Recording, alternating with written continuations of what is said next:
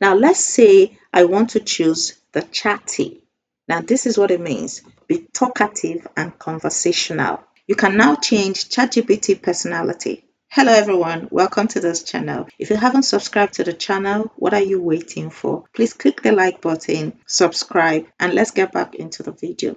In this video, I'll show you how to change ChatGPT's personality to suit your own energy or mood. Before you start using ChatGPT, go to the settings, click on your name there. Now go to settings.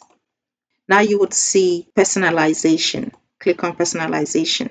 So when you get to this point, you click on ChatGPT personality.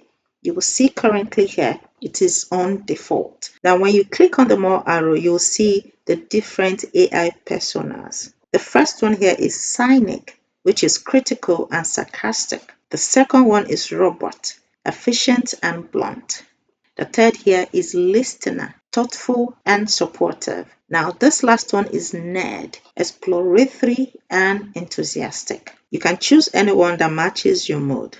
You can even customize the tone, humor level, and response style. Now, let's go to custom instructions. You can see here, and these are the different options. I'll click the more arrow here. Now, let's say I want to choose the chatty. Now, this is what it means. Be talkative and conversational. Now, I'm going to delete this. Okay?